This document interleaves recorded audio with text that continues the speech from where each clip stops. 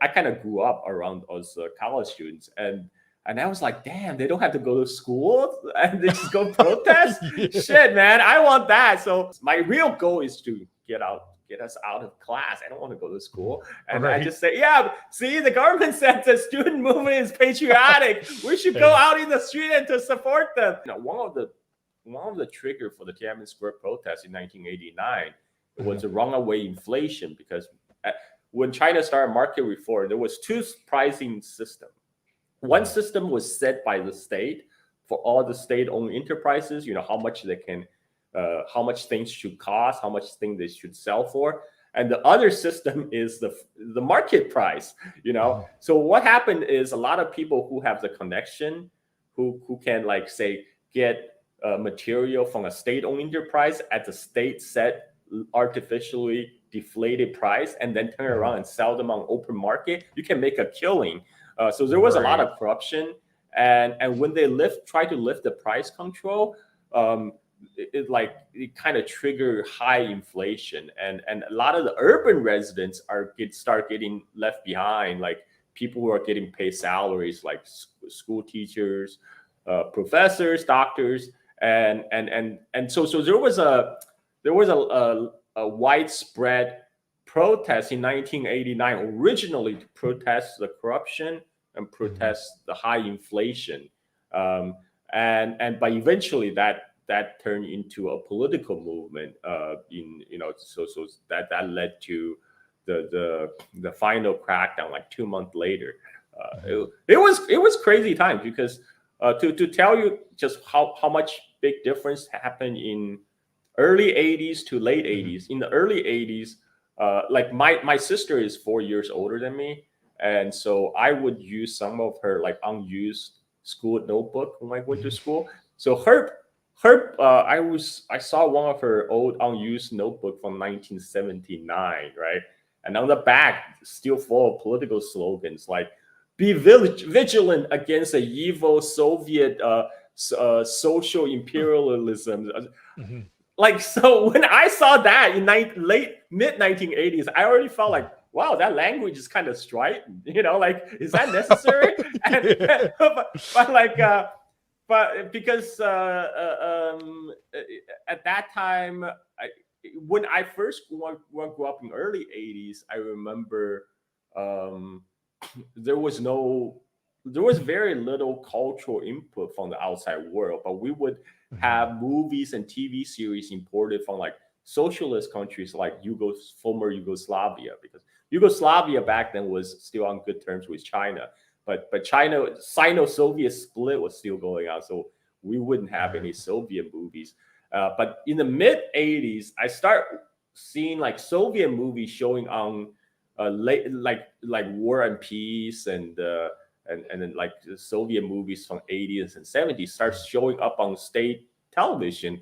So that's when it was like, oh, maybe the Sino-Soviet split is over. So that did happen in 1989 when Gorbachev finally visited Beijing, and that's right in the middle of the Tiananmen Square protest, and that's also a lot of the foreign tourists were actually in Beijing, not tourists. Sorry, journalists were actually in Beijing to cover the historical summit between Gorbachev and Deng Xiaoping. It just so happened when they came to town, they say, "Oh, holy crap! There's a 1 million man protest in the middle of the Tiananmen Square."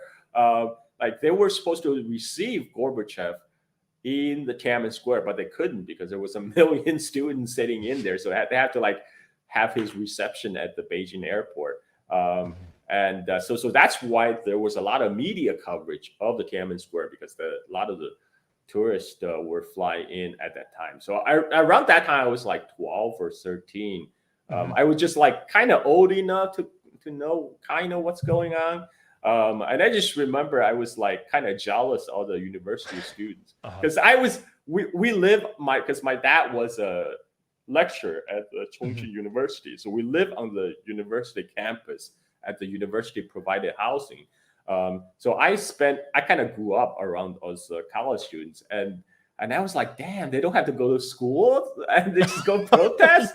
Shit, man, I want that. So there was So because I went to junior high, we still had to go to school. So one Mhm. day I put a, I said, I think there was a time when the Chinese government also like they went back and forth on whether to recognize the student movement as patriotic. There was a time when the one faction of the government kind of won out temporarily. They say, "Oh, the student movement is patriotic, but you guys should go back to school." But I use the opportunity to write something in our school because my real goal is to get us out of class. I don't want to go to school. And I Right. just say, yeah, see, the government said the student movement is patriotic. We should go Yeah. out in the street and to support them.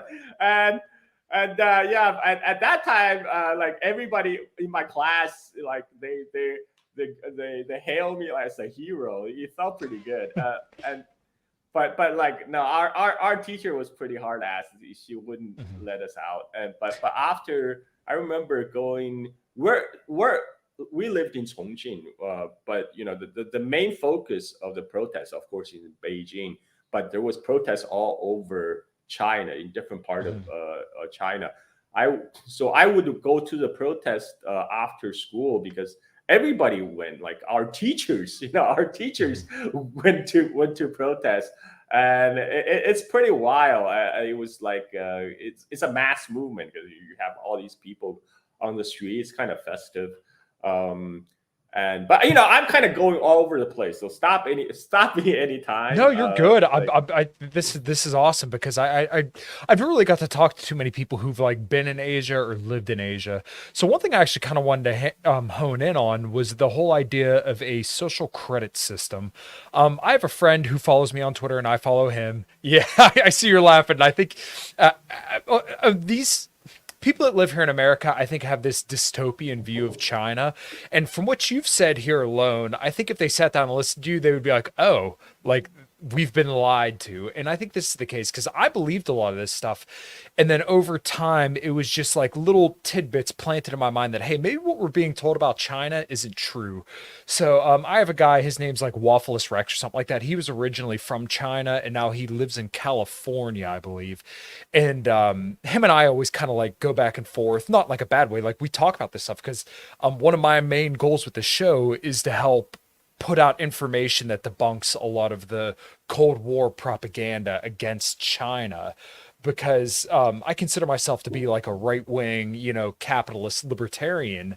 But one of my principal beliefs is being anti war and anti imperialist. And I see the people who are much like me, kind of a capitalist libertarian type, who look at our government and say, like, our government's encroaching too much on our civil liberties and they're sending our tax dollars to go fight these unnecessary wars like in Israel or in Ukraine. And they're going to do that with Taiwan, but like the same group of people who want to protest the wars in, Ukraine are all for, hey, let's go fight a war with Iran and China. I'm like, you guys are nuts. Like, we don't want to do that. We should be trading with these people. when the Chongqing University. Hey, come on, my dogs are going crazy. Uh, That makes two of so us. Don't feel bad. yeah, they feel like they're United States. They feel like they have a very wide jurisdiction, and like right now they're on my third floor balcony barking at people down below. And so in where was I? I was my dogs kind of sidetracked me. It's okay. I was Some of the protests in Tiananmen Square, mm, you mm, said, mm, mm. yeah. Yeah. So there was a lot of I remember in 1982, the Chongqing University authorities they decided to rent out a lot of these old um, underground shelters to to like a lot of migrant workers from who are moving into the city from the countryside, and they're Mhm. using them to raise mushrooms, right? Very entrepreneurial, and in one of the caves they discover some kind of old experiment from I guess dating from Cultural Revolution, and Mhm. some like migrant worker took out like a some kind of device, and but what they didn't know it was radioactive. It was Oh. back then when they took out a radioactive device, but the migrant worker didn't know about it, so he thought, oh, okay, I can sell this for scrap. Mhm. And later he became sick, and then the news spread like wildfire on Mhm. campus. So a lot of students were pissed that about this incident. So I remember, like it was at night, and all the students rushed out their door, and they were beating on like their they're beating on like anything, like their pants and pots, and they put a slogans like 还我青春, like return to me my life, my youth, like this is so. But it was a very festive atmosphere. It's like Mhm. that's my experience with student protests. I just thought, okay, yeah, these college students, they just want an excuse for not going Mhm. to school, and so we didn't think anything was different developing in 1980, in the late 80s and or toward 1989. But anyways, there was a wave of student protests in 1986, 87, and Hu Yaobang became the fall guy because at that time, at the top of the leadership, Deng Xiaoping was only like the first among equal. He's not the, like the dictator. Mhm. So the more conservative faction of the party, they wanted to kind of put a stop to they thought the reform was going too fast. China was like turning away from being socialist. Mhm. And so in the end, Hu Yaobang became the fall guy. He's the one that was sacrificed, fall on the sword. So he was removed from his position, but he remained deeply popular. And in 1989, Hu Yaobang died, and during his funeral, the students used kind of started first. They came to Tiananmen Square to spontaneous to mourn the passing away of a very popular leader, and Mhm. then they turned out to became a protest for kind of the unfair treatment Hu Yaobang received for, you know, for taking the fall, and then it became about official corruption, high inflation, Mm. and so this started in April 1982, 1989, and you went on all the way till June. So period for 2 months. The students occupied the Tiananmen Square, the center of Beijing, more than 1 million people, and a lot of the kind of the city was kind of paralyzed. A lot of the it was joined by, like I mentioned, by school teacher, nurses, police, people from all walks of life. The protest spread all over China in different cities. I think this triggered a lot of fear in the Chinese top leadership because it's most of the Chinese leadership experienced cultural revolution, and cultural Mhm. revolution is a mass movement.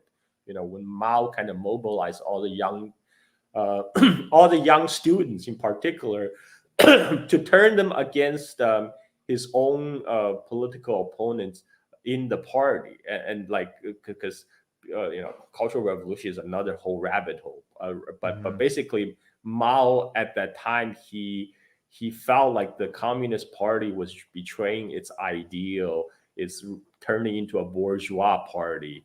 Mhm. Like Deng Xiaoping back then was casted as a capitalist roader for like trying to return China back to capitalism. So Mao had Deng Xiaoping removed, but to remove Deng Xiaoping and his and Deng Xiaoping's peers, Mao kind of came out of semi-retirement, and he mobilized the masses and mobilized the students to kind of Mhm. smash down the party bureaucracy at that time.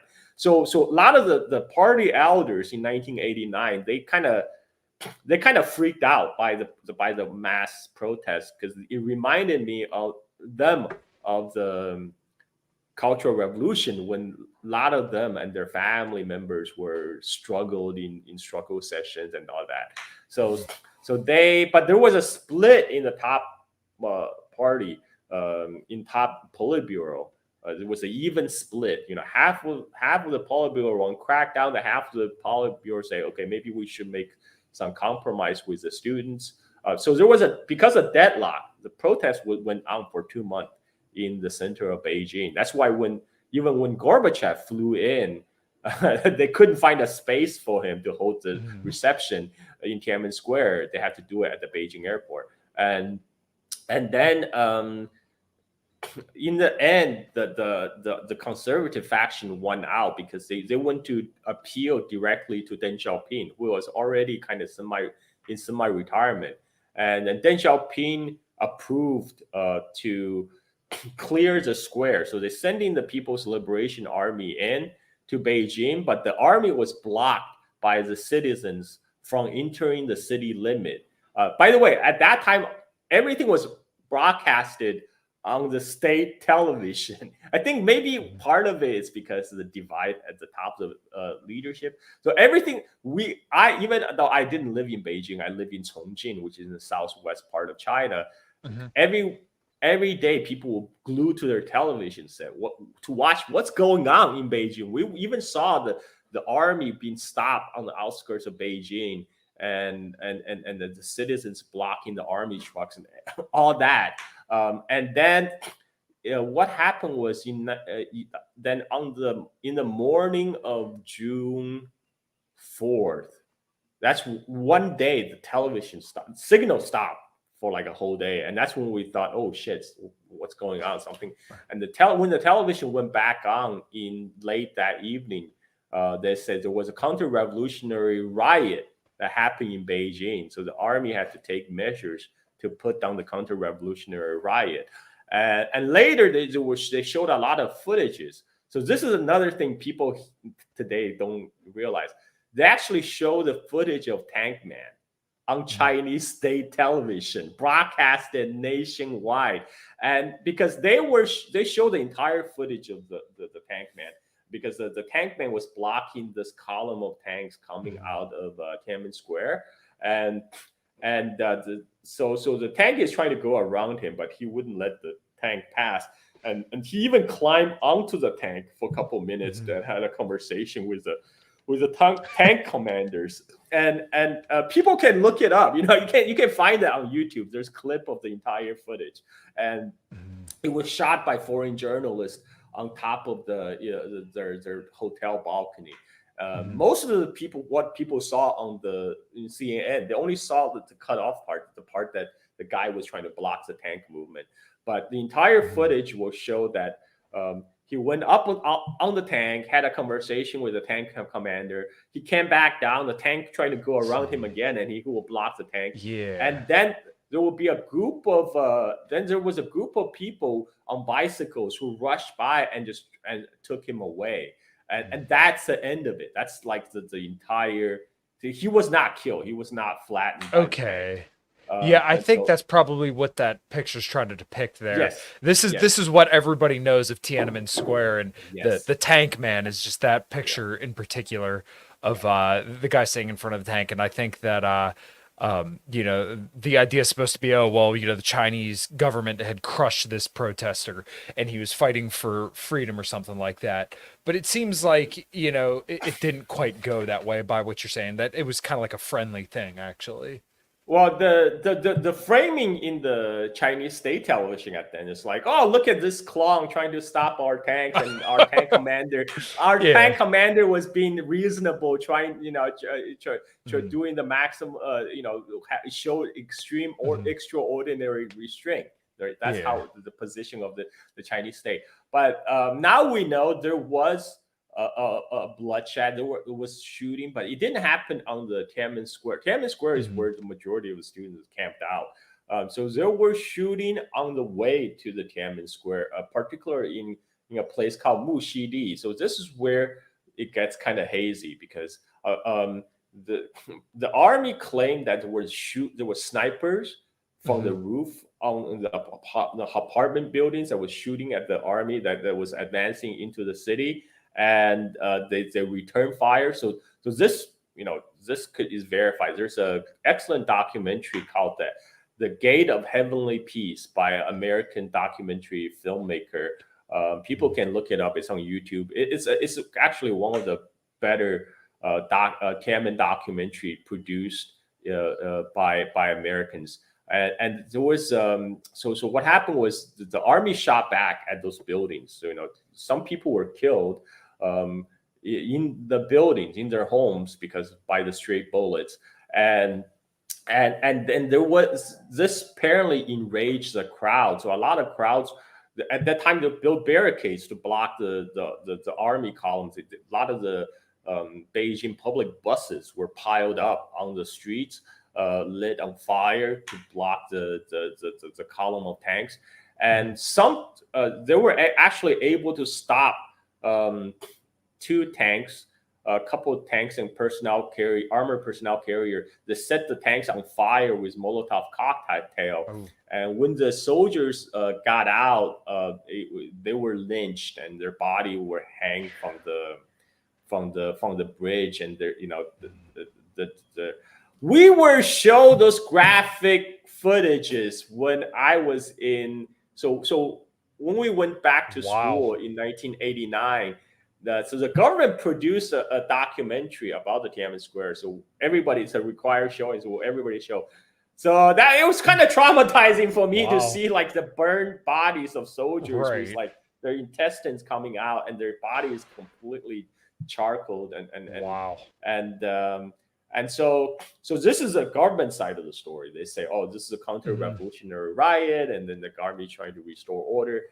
But of course, it's a different version presented on CNN. But anyway, like there was a lot of chaos and there was bloodshed. There was a group called the Tiananmen Mothers who the people who lost their children. They for like 10, 20 years they were going around verifying information like network to find out the names of the people who died, of the protesters. So they came up about 200 names. So I think that's probably around the number of the figure of people who were killed. But by the time the army reached the center of the Tiananmen Square, the protest leaders, they went to negotiate with the army commander, and they came up to they came up to a settlement where the protest leader agreed they would take the students away to leave the square. So that process was largely peaceful, except one freak accident when an armored personnel carrier, for some reason, lost control and ran into a crowd of people who were leaving the square, and like 11 people were killed. And that was the number of people who were killed on the Tiananmen Square, 11 people.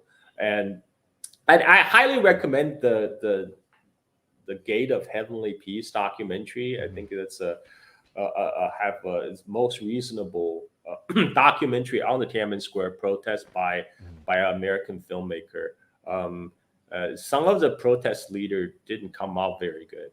For example, Tsai Ing, she was caught on film saying like, "Oh, our goal is to create bloodshed because only with blood we can wake up the Chinese people's consciousness. So we cannot leave the Tiananmen Square." That was one of the biggest conflict among the students because they were debating before the army came in whether they should leave the square or stay. And Tsai Ing was one of the hardliners. She said, we have to stay. But on camera, she was talking to American film crew, and she said, I cannot tell them that our goal is to create bloodshed, to force the government to open fire, so let the bloodshed wake up the consciousness of the Chinese people. And in the end, he was asked by the American film crews, like, would you stay in the Tiananmen Square? She said, no. He said, I'm too important. I feel like my life is not. 最近我一直感觉到特别悲哀，而且同学的悲哀，就他本身的民主素质相当的差，而且关键是他在我倡议和发起捐献的一天，我心里就很明白，不会有任何成果的。我早就知道，因为有些人有一些一生注定是失败的。我一直清楚这一点，但是我一直在努力，在给大家一个坚定的形象。我们在争取胜利，但是我心里很明白，我就是越看越悲哀。大概4月27号的时候，我就开始感觉到了。但是我现在也想说，但是我一直不愿意说，因为中国人不能骂中国人。但是我不得不说，就是有时候我想中国人，我不知道为你奋斗，我不知道为你现实。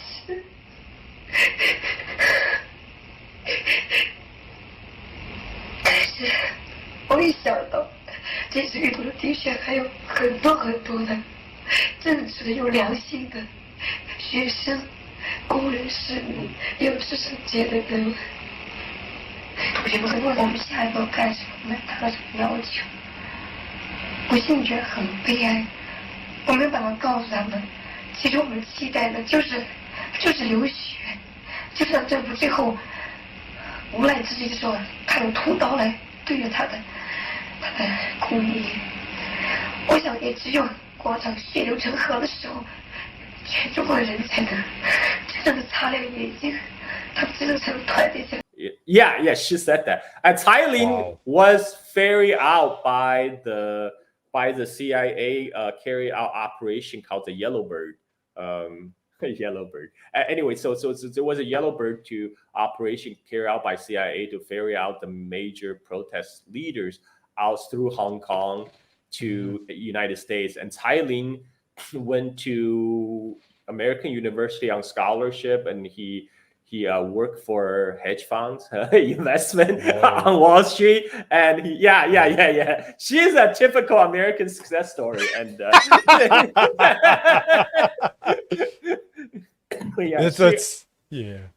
she became a born again Christian and all that. So she's very very very much assimilated, and so that's the kind of the broad stroke of the Tiananmen Square protest. And but at that time, it was the crackdown was deeply unpopular among the Chinese people, and I remember the mood right after Tiananmen Square, and that's why that led to kind of and also the Chinese economy kind of ground into a halt. Because at the time there was Western sanctions applied to China in the immediate aftermath of the Tiananmen Square. I remember that summer the oranges became super cheap because previously all the best fruits, local produce, all exported abroad for hard currency. But because of sanctions, suddenly it was like, oh, the oranges are so cheap this year, and we could eat as much oranges as we want. And so China went on a major diplomatic offensive. So before 1990, China didn't recognize Israel. China didn't have a relationship with South Korea. It didn't have a relationship with Indonesia, Singapore, Saudi Arabia, South Africa. Okay, now after 1990, they still didn't establish a relationship with apartheid South Africa, but they recognized Israel in 1992, they recognized South Korea in 1990, they normalized ties with Singapore and Indonesia in 1990. And one of the deals they made with the Chinese people is that, okay, you can do whatever you want as long as you don't challenge the government. And I remember in United States, like the Chinese Student Association was seen as kind of arms of the government. So they're also not very popular with the Chinese exchange students. So they will do things like try to lure the Chinese students back into the fold by offering like services. They'll hold free movie nights. They'll show Chinese movie. They'll provide food and snacks, and then like I know my parents and my parents' colleagues. They were like, okay, yeah, we don't like the government, but it's free food and free movies, so we'll go. And then they will do things like set up dating service for the Chinese students and try to like help them like write their resume, find a job. So eventually that strategy worked, because I remember in 1990 they were deeply unpopular, but the perception started to change. And interestingly, because I lived in the United States for 30 years, I actually got to know a lot of the former student protesters who now live in the United States, live and work in the United States. Majority of them, their view on the protest nowadays probably will shock most Americans. Their view now is that the protest needed to end. Okay, so it's kind of funny because I have a friend who does a lot of the same kind of work that I'm doing right now, when it comes to like this whole Cold War and propaganda against China. And he had mentioned one of our friend had like the normie view of Tiananmen Square, where they thought that it was, the government being oppressive towards the people. But though he said, oh, no, actually, it was like the people that kind of needed to be quelled, if you will. I'm not saying that they should have been slaughtered, but it's they. So let me phrase it a different way. So sure. most of the former protesters now they have come to the view that the protests need to end. That the China need to return to normalcy. They didn't like the way it ended. You know, that it ended bloodshed, but they're saying you should end. And the one biggest reason that helped them to achieve their conclusion is the collapse of Soviet Union, to see what happened to Russia and the former Soviet blocs, and to witness kind of the economic takeoff of China in 1990. Because when I came to the United States in 1990, there weren't that many made in China goods. I remember when we went Christmas shopping with my parents, we saw a teddy bear that was made in China. It was like a novelty. Where it's like, oh wow, made in China. So my parents bought it for me, even though I was like 13 already, and they bought a made in China teddy bear. But like few years after that, it's like made in China everywhere on the shelves, and that's a big transformation, because like I said, China suffered economically after 1989 crackdown, and because the party conservative faction that kind of won and that advocated for the crackdown, they were in charge. They kind of wanted to roll back the pace of reform.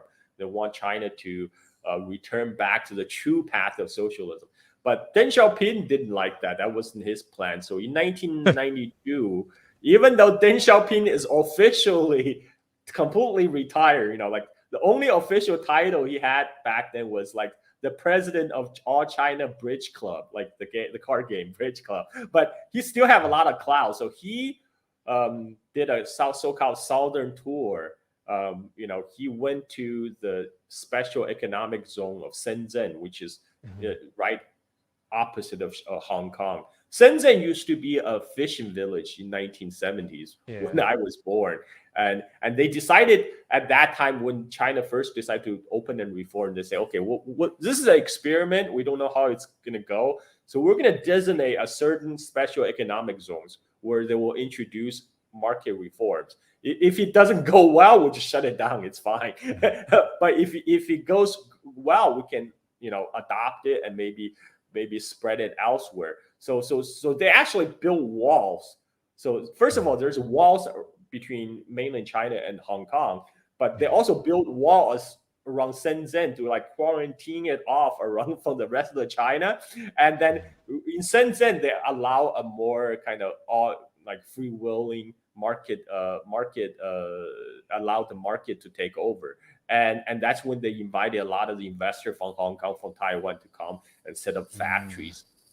And so Deng Xiaoping traveled to Shenzhen in 1992, and he said, everything looks good to me. I don't see why there's no reason why every other Chinese city could be like this. So after Deng Xiaoping said that was kind of the 180. That kind of opened up the floodgate for the Chinese economic liberalization.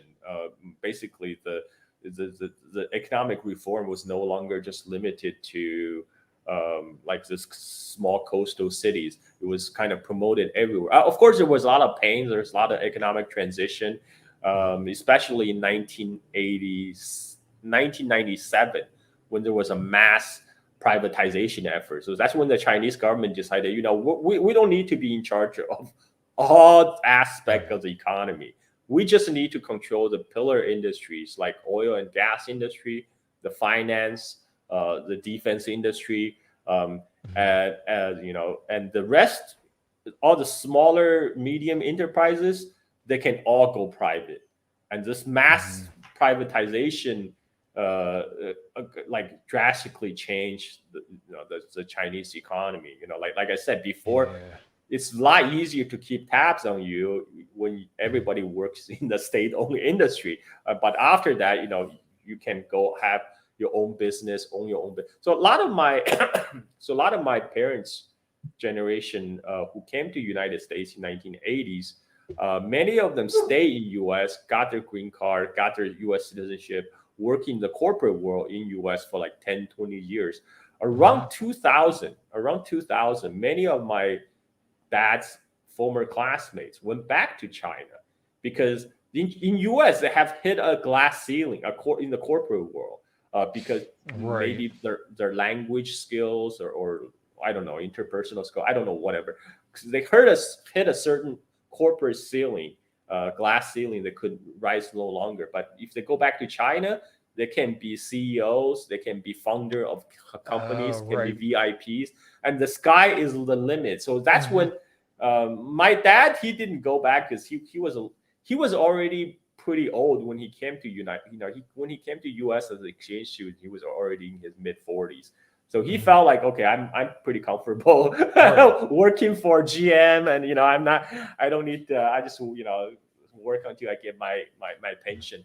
And so, but most of his more ambitious classmates all went back to China. And this is also Hmm. another reason why a lot of the former student protesters changed their minds about the protest, because they saw what happened. They saw the collapse in total social economic collapse in post-Soviet Russia, and they saw the economic takeoff in China, and they came to the realization, you know what? I didn't like what Deng Xiaoping did, but he was right.